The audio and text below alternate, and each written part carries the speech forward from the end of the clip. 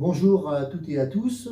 Alors concernant le CSE, vous le savez, la CGT est totalement opposée au système d'individualisation des prestations du CSE, ce qui a été engagé par les élus gestionnaires actuels que sont le SNE-CGC et l'UNSA. On le voit et on le démontre par plusieurs exemples. Le versement de 180 € pour chaque salarié au mois de décembre de l'année dernière, sans application de caution familiale, donc un DR touchant autant qu'un conseiller commercial. On le voit également par l'attribution de places au match de football ou au match de tennis, etc. Donc c'est des prestations individuelles qui ne bénéficient absolument pas aux familles, et donc la CGT est très opposée à ce type de système. D'autre part, il faut savoir que pour les salariés qui vont bientôt nous quitter pour avoir une autre vie, dans le cadre de la retraite, les élus actuels ont d'ores et déjà décidé qu'à l'horizon 2023, ils ne seraient plus bénéficiaires du CSE.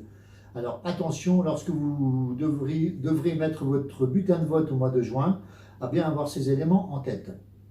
Concernant la mutuelle, nous restons sur des élections.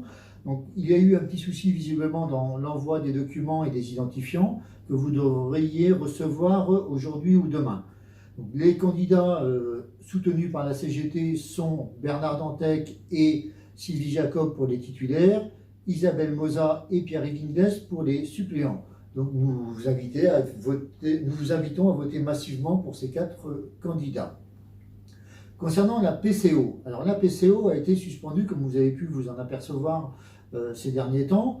Il y a à notre sens 2 raisons pour cela. Un, il y a une procédure juridique qui a été engagée contre ce système.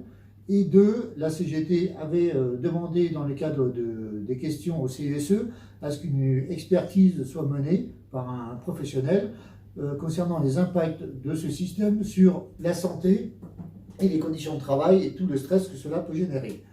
Donc les raisons de la suspension de la PCO à notre sens sont celles-ci. L'employeur doit mettre un système de remplacement et doit nous en informer prochainement. On sera très vigilant sur le sujet, sachant que nous, on souhaite la suppression pure et simple de ce système de comparaison des salariés, des agences, des DSC, etc. etc. Concernant la part variable, alors comme chaque année, la part variable est versée sur le salaire du mois d'avril. Donc le 25 avril prochain, vous toucherez votre part variable sous réserve d'un temps de travail effectif sur l'année 2021 d'au moins 6 mois. Donc soyez vigilants et soyez attentifs au versement qui sera effectué. Concernant l'égalité professionnelle entre les hommes et les femmes, alors il y a eu une très grande communication de l'employeur sur ce qu'on appelle l'index égalité professionnelle, communément index Pénicaud. Alors c'est un outil qui a été mis en place par le gouvernement dont la CGT n'est pas totalement opposée, sauf qu'il faudrait quelque peu l'améliorer. La CEDF affiche un index à 94 sur 100, mais c'est un outil de dissimulation.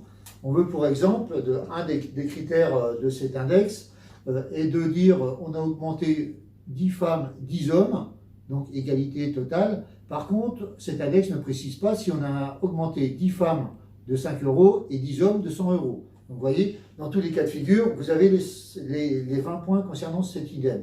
Donc voilà, cet index pour nous ne veut pas dire grand-chose. Et d'autre part, donc, notre procédure égalité, donc action de groupe, est toujours en cours. Il y a eu une audience la semaine dernière, car l'employeur fait tout pour ne pas fournir les justificatifs que lui a demandé le juge, à savoir l'ensemble des fiches de salaire des salariés concernés. Donc nous allons avoir le délibéré de cette audience ces prochains jours. Donc l'action continue, la CGT est déterminée et ne lâchera rien du tout sur le sujet. Voilà, je vous souhaite une bonne soirée et à très bientôt.